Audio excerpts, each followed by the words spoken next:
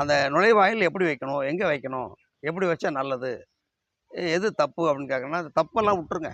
இந்த தப்பு எது? தப்பே நம்ம பேசக்கூடாது. எது ரைட் அப்படி கேட்கலாம். சரியான வாசல் எது, தவறான வாசல் எதுன்னு கேட்குறீங்க. தவறான வாசல் விட்டுருவோம். சரியான வாசல் எது அப்படிங்கிறத பற்றி பேசுவோம். பேசும்போது தப்பு ஆட்டோமேட்டிக்காக வந்துடும்.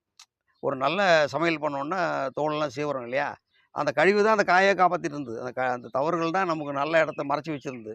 அது கழிவு எடுக்க எடுக்க என்ன நல்லது வந்துடும். அது மாதிரி சில விஷயங்கள நம்ம பேசும்போது கழிவுகள் தானாக வந்து வெளியேறிடும். அது தப்பெல்லாம் போயிடும். நல்ல வாசல் அப்படின்னா, முதல்ல திசை வாசல் சொல்லிடுறேன். இந்த திசை ஏற்கனவே நம்ம சொல்லியிருக்கோம். இருந்தாலும் இந்த கேள்விக்காக சொல்கிறேன். திசைகளில் வந்து வாசல் வைக்கிறதுக்கான நல்ல திசை வந்து கிழக்கு, வடக்கு, மேற்கு, தெற்கு. கிழக்கு, வடக்கு, மேற்கு, தெற்கு இப்படி வச்சுக்கோங்க. இந்த கிழக்கும் மேற்கும் சம்மந்தப்பட்டது, வடக்கும் தெற்கும் சம்மந்தப்பட்டது. அப்படின்னா வடக்கில் வாசல் இருந்தால் தெற்கில் வாசல் இருக்கலாம், கிழக்கில் வாசல் இருந்தால் மேற்கில் வாசல் இருக்கலாம். இப்போ அந்த டவுட் உங்களுக்கு போயிடுச்சு, ஓகேங்களா? ஆனால் வந்து எங்கே வைக்கிறது, எப்படி வைக்கிறது அப்படின்னா, பொதுவாக வந்து இப்போல்லாம் சிமெண்ட்டில் நிலவு வைக்கிறாங்க. சிமெண்ட்டு நிலவு வைக்கிறாங்க. அதில் வந்து ஐம்பொன் தகடு கீழே இது எல்லாமே வைக்கிறாங்க, எல்லாம் செய்கிறாங்க. ஆனால் ஜென்ரலாக பார்த்தீங்கன்னா, நிலவுகால் அப்படின்றது வந்து தலைவாசல் தலைவிதியை நிர்ணயிக்கக்கூடியது அப்படின்னு ஒரு வார்த்தை இருக்குது. முன்னோர்கள் சொல்லியிருக்காங்க. அப்படின்னா அந்த தலைவாசல் வந்து தலைவிதி எப்படி நிர்ணயிக்கும் அப்படின்னா, இந்த மரம் இருக்குது பார்த்தீங்களா, மரம், தேக்கு மரம், வேறு எதுவும் மாம்பழம், என்னென்ன மரம்லாம் இருக்கு இல்லையா?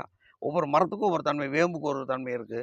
ஆனால் கிழக்கு வாசல், வடக்கு வாசல், மேற்கு வாசல், தெற்கு வாசல்னு பிரிக்கும்போது, முதல்ல கிழக்கு வாசல் வைக்கிறவங்க கம்பல்சரி மரத்தில் தான் வைக்கணும். வடக்கு வாசல் வைக்கிறவங்க கம்பல்சரி மரத்தில் தான் வைக்கணும். என்னென்னா, சூரியனுடைய பார்வை முதல்ல அங்கே தான் படும். வடக்கு வாசலில் தான் முதல்ல படும். தெற்கு வாசலில் மத்தியானம் தான் படும். மேற்கு வாசலில் சாயந்தரம் தான் படும். ஆனால் இந்த ரெண்டுமே மர கதவு தான் வைக்கணும். அப்போ மரக்கதவு வைக்க முடியல, எங்களுக்கு மர நிலம் வைக்க முடியாது, வசதி இல்லை, சிமெண்ட் நிலம் வாங்கி வச்சுக்கலாம். ஓகே, வச்சுக்கலாம். ஆனால் அந்த சிமெண்ட் நிலம் கீழ்பாகம் இருக்குங்களா, அந்த கீழ்பாகத்தை உள்ளே இறக்கி வச்சு மூடி வச்சுட்டு, மேலே ஒரு மரத்தில் ஒரு பிளேட்டு அழகாக ஒரு சட்டத்தை கட் பண்ணி உள்ளே வச்சு நீங்கள் பூசிக்கிட்டிங்கன்னா, இந்த தாண்டி வரவங்க கால் தாண்டி வரணும் இல்லைங்களா? இப்போ இந்த கோயிலில் சொல்லுவாங்கள்ல, கல்லை தாண்டி போகாத அப்படிம்பாங்க, கல் மேலே ஏறி போகாதம்பாங்கள்ல. அந்த மாதிரி இதை தாண்டி கால் வைக்கும்போது பார்த்திங்கன்னா, மரத்துக்கு ஒரு வேவ்ஸ் இருக்கும். மரம் வந்து என்றைக்குமே வந்து அழிவில்லாதது. அது மரம் வந்து யானை மாதிரி, இறந்தாலும் 1000 பொண்ணு, இருந்தாலும் 1000 பொண்ணுங்கிற மாதிரி மரத்துக்கு இருக்கிற மாதிரி இன்றைக்கி விலை எதுக்குமே தங்கத்துக்கு கூட அவ்வளோ சீப்பாக கிடைச்சின்னு போல் இருக்குது. மரம் நல்ல மரம் கிடைக்காது. அப்படி விளைஞ்ச மரத்தில் நீங்கள் ஒரு பிளேட் செஞ்சு போட்டிங்கன்னா, அதை தாண்டும் போது அது உள்ளுக்குள்ள வேர்களுக்கெல்லாம் உயிர் எப்போவுமே இருந்துகிட்டே இருக்கும். அதனால தான் பூச்சிகள் பிடிக்குது. நான் அந்த உயிர் உள்ளே போய் பூச்சிகள் போகாமல் இருக்கிறதுக்கு நம்ம கெமிக்கல்லாம் போட்டு தடுக்கிறோம். இருந்தாலும் நல்ல மரங்கிறது பூச்சி பிடிக்கும். அது ஓட்டையெல்லாம் இருக்கும். அந்த ஓட்டையெல்லாம் நம்ம வச்சு அடைப்போம். அந்த மாதிரி ஒரு சின்ன பீஸ் வச்சு தாண்டி போனீங்கன்னா, அந்த வேவ்ஸ் வந்து நம்ம உடலில் இருக்கக்கூடிய மேக்னெட் மாதிரி, இப்போ இன்றைக்கி விஞ்ஞானத்தில் சொல்கிறோம்ல, ஒரு டெஸ்ட் பண்ணுறதுக்கு உள்ளே போனால் கீன்னு ஒரு சத்தம் கேட்கும். நம்ம மனுஷன் கண்டுபிடிக்கக்கூடிய கருவியில் காட்டி கொடுக்குதில்ல, அதே போல் இந்த மரம் இருக்கிற வீட்டுக்குள்ளே நீங்கள் தாண்டிங்கனாலே உங்களுக்கு ஒரு சக்தி பிறக்கும். அந்த வீட்டுக்குள்ளே போனோன்னு ஒரு நிம்மதி வரும். அது இந்த மரக்கதவுனால் வரக்கூடியது. நான் சொல்லும்போது கொஞ்சம் பார்த்தா மூடநம்பிக்கை மாதிரி தெரியும். உண்மை அதுதான். நீங்கள் சிமெண்ட்டில் தாண்டி போகிறது எல்லா பக்கம் ஒரே மாதிரி இருக்கும்.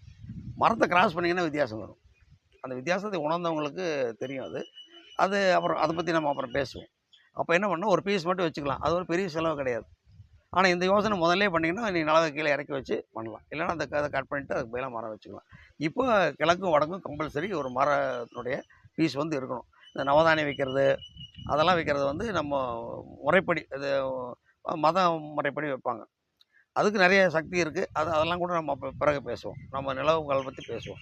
அப்படின்னா இந்த தாண்டி போகிறதுக்கான நிலவுகள் மரத்தில் இருக்கணும், 1. 2வது